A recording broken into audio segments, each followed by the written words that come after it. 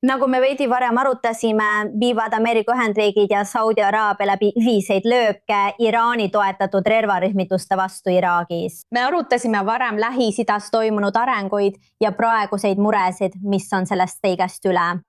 Joonatan, mida me just kuulsime Ali käest tuumapüüdluste kohta tulevikus? Kui sa vaatad, mis praegu kogu Lähis-Idas toimub, kas sinu hinnangul võib see tõesti laieneda millekski väga suureks ja üsna pea?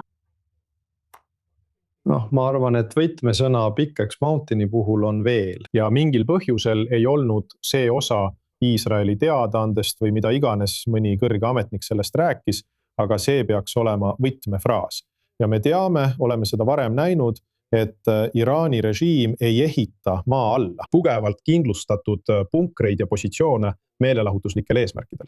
Nad teevad seda, sest neil on salajane tuumarelvaprogramm ja nad mõistavad, et ainus viis seda Iisraeli või Ameerika pommide eest kaitsta on matta see väga-väga sügavale maa alla. Nad on õppinud, et teatud arv meetreid ei ole piisav ja nad peavad selle veel sügavamale matma ja Big X on väidetavalt viis, kuidas nad sellele lahenduse leiavad. Tead, arvestades USA ja Iisraeli poliitikat, ma kahtlen, et USA ja Iisrael soovivad näha laiemat vastasseisu ja eskaleerumist. Ja ma arvan, et iraanlased saavad sellest aru. Ja sellepärast arvan ma, et nad püüavad eskaleerida. Nad võtavad rohkem initsiatiivi, nad on julgemad ja püüavad rohkem provotseerida ning pääseda sellest puhtalt. Tõenäoliselt loodavad nad, et saavad veel ühe sama helde ja vastutuleliku vastastikuse mõistmise memorandumi nagu eelmine, mille nad said. See oli minu arvates USA poolt väga-väga halvasti läbi räägitud kokkulepe. Aga ma arvan, et nii iraanlased olukorda tajuvadki ning nende viimased tegevused, avaldused ja agressiivsuse tase näitavad, et just sinna suunas nad liiguvadki. See, mis juhtub pärast vahevalimisi ja pärast Iisraeli valimisi, on juba teine lugu. Mõlemale juhile on seatud tähtajad, sellest pole kahtlustki. Üks sõnum, mis tuli välja sellest briefingust, millest me varem rääkisime, oli see, et Benjamin Netanyahu ütles Donald Trumpile, et ta soovib kogu USA sõjalise abi 10 aasta jooksul järk-järgult lõpetada. Oluline, see pole esimene kord, kui me seda kuuleme, aga me saame ka teada, et Yair Lapid on Washingtonis sama teema kohta kohtumisi pidanud. Mis on kõige värskemad uudised? Õige. Kohtumine demokraatidega. Benita, mis on muidugi oluline, et Iisrael püüab teha kõik endast oleneva, et demokraatliku parteiga suhteid parandada.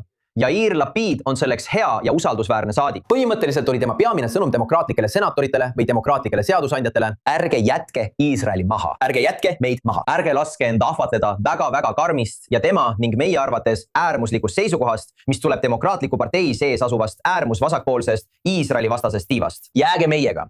Uskuge, et Iisraelil on võime kujundada poliitikat, mis on rohkem kooskõlas sellega, mida te sooviksite näha. Rääkides pluralismist Iisraeli poliitilises süsteemis, eriti nüüd, kui valimised on kohe ukse ees ja Yair Lapid sooviks väga võita või et tema leer võidaks. Aga püüdes seda selgitada, et võimalikult paljud demokraadid jääksid Iisraeli poolele. Nagu paljud meie vaatajad teavad, on see Iisraeli ja Ameerika avaliku arvamuse jaoks üldiselt pingeline hetk, eriti demokraatlikus parteis. Siin on küsimusi, mis võivad üksikutele Iisraeli poliitikutele lahendamiseks üle jõu käia. Palju sügavamad sotsiaalsed, demograafilised ja poliitilised suundumused Ameerika Ühendriikides, millest paljudel pole Iisraeliga midagi pistmist. Aga kindlasti on kasulik, kui iga iisraelane, kes suudab, teeb heas usus pingutusi, et vähemalt neid sügavaid muutusi Ameerika poliitikas edasi lükata. Ja igaüks, kes seda proovib teha.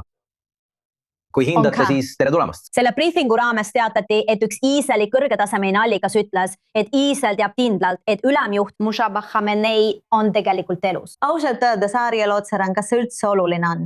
Lühidalt. See näitab, et ülemjuhi institutsioon jätkub. Et on üks inimene, kes teeb otsuseid. Isegi kui teda mõjutatakse. Mõned võivad öelda, et tugevalt IRGC ja sõjalise institutsiooni jäigemate ringkondade poolt. Tõsiasi, et selline ametikoht on olemas, on väga märkimisväärne. Ja tõsiasi, et Iisrael ütleb seda otse välja, ma arvan, et see on väga oluline. Ariel Oseran, Owen Altman, aitäh teile mõlemale stuudios olemise eest. Joonatan, sina lähed.